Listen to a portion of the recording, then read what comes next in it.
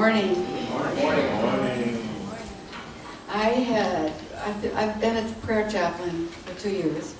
I had just been a prayer chaplain for 6 months when, after a plane ride to Maui, I discovered that my leg was swollen to twice the size, and I was in great pain. When I came home, the doctor said I was bone on bone and needed a knee transplant. I decided to do it rather with affirmative prayer and exercise. So I spent 5 weeks on the couch in pain and caning with my cane, and came to service one Sunday, and Reverend Ken happened to be talking about affirmative prayer. You remember? After his talk, he asked if anyone in the congregation wanted him to pray for them, and I raised my hand. And he first took everyone into their knee, sending love and light into their knee, so they felt their knees. Then he took them all into my knee, sending love and light, and reminding us that cells are always rejuvenating.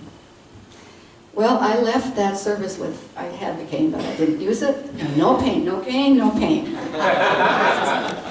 Little did I know that I was practicing and exercising my faith muscle, because exactly a year later, my daughter called me and said she had 3rd stage breast cancer. I was a wreck. And I just hung up the phone with her, and 3 minutes later, my dear prayer partner called me. And in telling him what I wanted to pray for, I started to sob. He graciously let me cry until I stopped, and then said, let's take this into prayer. After a 3-minute prayer, I felt and knew in my body that she was going to be fine.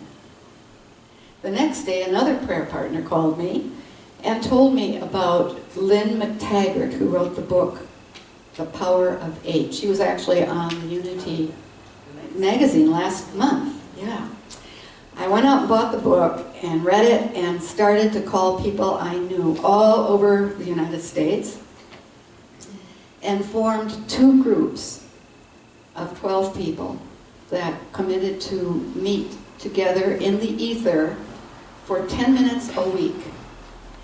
And they would pretend that they were holding hands, even though they didn't all know each other, and holding my daughter in the center of the circle. Danny, meanwhile, sat in her own meditative state in the center of that circle, inhaling all of that love into her heart and exhaling all of that love through every cell in her body, and then out into her aura and out into the world to whoever else needed healing. That's been going on for 7 months now. But 3 months later, she had a PET scan and was clear. This has been such a miracle in my life. And I was so glad that I had exercised that muscle of praying with myself every day and with my prayer partners.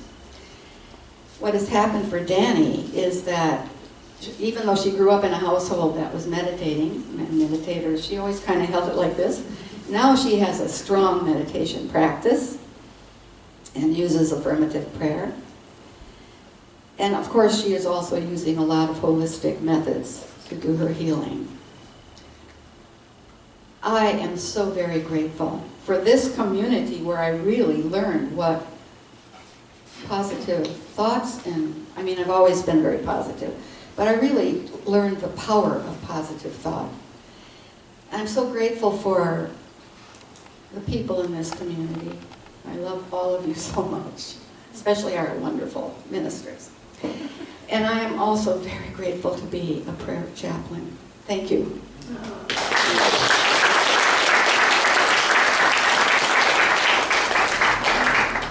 Good morning, everyone. Good morning. Good morning. Good morning. So for me, earlier this year, it was around January, I had noticed that my heart was just racing a lot. and skipping beats. And I'm a chiropractor, so I took my stethoscope and I put it on my heart, and I couldn't believe what the rhythm was. It was just so erratic and chaotic. So I went to the doctor, and he said, listen to my heart. He said, I don't hear anything. And I asked him to just set me up with a monitor to watch it over time. And a week later, we get the, I give him the monitor, blah, blah, blah. Long story short, I get the phone call. And he calls me up and he says, Robert, I'm really glad you came in, but unfortunately my news is not good. You have a condition called atrial fibrillation, where the heartbeat is irregular. And for me, this was a tough one for me because I'm very active. My passion is open water swimming. And I was starting to get concerned that I may need to let that go, and that may no longer be a part of my life.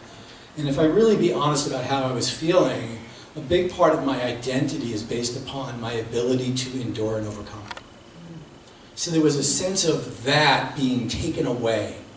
I wasn't enough to endure. I wasn't enough to overcome. So initially I was defiant. I was like, I am fine, I am whole, I am healthy. And this is what I would call the denial, not the unity denials, but the I'm in denial version of affirmative prayer. I will not accept that there's anything wrong with me and I am fine. But interestingly enough, as I did that, my heart went into complete arrhythmia and complete racing.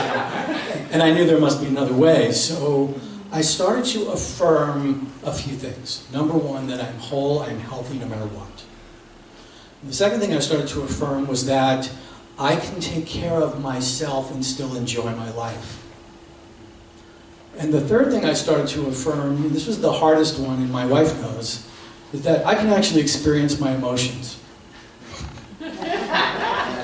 Not push them aside, not move into the next thing that needs to be done, but I can actually take a moment and experience them. And this is what I kept affirming. So my doctor says to me immediately, I want you on blood thinners, start off with aspirin, but we're going to get you an appointment with a cardiologist. So I go to the cardiologist and we talk, and as I'm going to the cardiologist, I could feel the fear building up in me. And I just decided I'm going to meet it. And it wasn't so much defiant, but it was raw. And I just kept saying, the good that is in me is expressing perfectly as a sound, healthy heart. I am whole. I am complete. And I said that to myself as I was in the waiting room, as I drove up to the hospital, as I went in there. And I sit down with the doctor, and you have to understand, part of the fear was because I was told by my initial doctor that there's a risk with atrial fibrillation that you're at increased risk for stroke and heart attack. And so I had visions of myself being out in San Francisco Bay, pushing against a current or something like that, and all of a sudden, that was it. So I go in and I talk to the cardiologist, and we sit down, and he listens to my heart again, and he says, well, there's no doubt about it. I got the results of your test that you did. You do have atrial fibrillation. But let me address some things first that might set you at ease. He says, there's a series of criteria that set up a risk for heart attack and stroke. And while atrial fibrillation is one of them, you have none of the others. So you're not at risk. And I said to him, okay, well that's great news, but let me clarify this.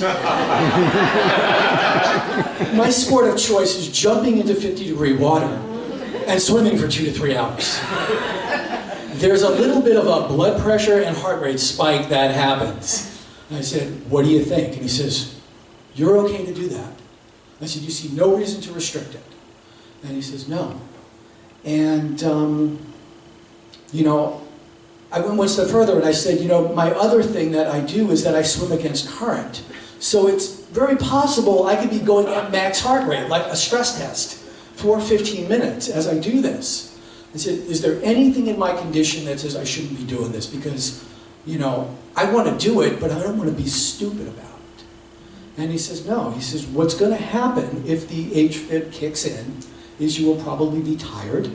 You will probably feel that you cannot do what you thought you could do, but no, there is no risk based upon that for heart attack or stroke.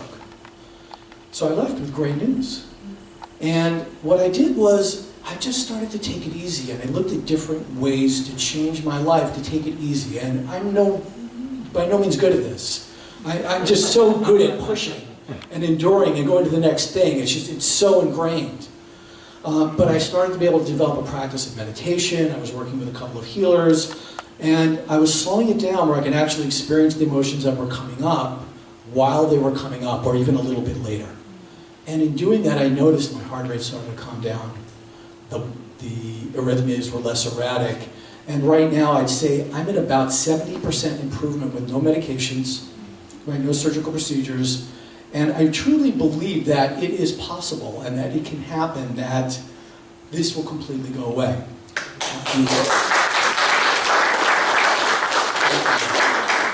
So prayer certainly helped me focus and open up to what was possible. Thank you.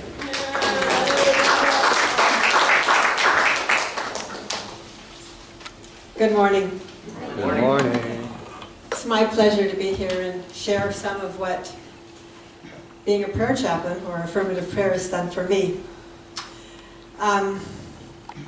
When I came to Unity almost 2 years ago now, affirmative prayer was probably the newest aspect of the teachings to me. I was a meditator. I somewhat lived by some of the 5 principles. The third one was for sure very comfortable for me. But affirmative prayer was very different. And I shared this with Reverend Deanne at one point, and she told me about the prayer chaplain retreat, which was coming. This is last year's one. And I thought about it, and I contemplated it, and I thought, well, I'm going to go to that. And I went, and I wasn't going to become a prayer chaplain, not me. I wasn't going to become one, but I came home that Saturday night. Tyler and I were driving together in the car, and I said, I'm going to be a prayer chaplain. And so that was exciting, and I did, and I had a regular prayer partner that I prayed with daily, and it was back and forth. He prayed for me, and I prayed for him, and other people here at church. And there was still some level at times of, there was moments where my confidence level wasn't there, and yet my heart was there and my feeling was there. And one day, I really was desperate for a prayer. I really needed something happen in my life, and I really needed some stability. And no one was around, there was nobody available. So I thought, I'm going to pray for myself. Now, you know, as a prayer chaplain, we pray for a lot of people. But I had not done much praying for myself. Interesting, right? So I sat down and made myself really comfortable, and I took a breath and did all the things that we do in the beginning of praying with someone. And I went to a place that 4 or 5 minutes later I came out, and I had a new level of calmness and stability that just was not there. And I felt it so completely and so deeply. And then I reflected on it, and what my biggest gain that day was that I now had a new confidence level in prayer, because I experienced it in a new and different way. And so from that moment, I felt that my prayers with others and how I experienced it given to me was on a whole new level. From that moment, before that, I had not only the one prayer partner, but I had added a couple of others. And so now it is a joyous part of my life, and now I can look at these other prayer chaplains who, at one time, I looked at them all as with these magnificent prayers, and they still are, but now it's all right for me, as not as maybe as eloquent as them, or as beautiful words to them. Now that's my viewpoint, right? But I love it all. I can appreciate all of them and still acknowledge my own. I love you all. I'm grateful for this, and the prayer chaplain life has been a wonderful experience for me. Thank you.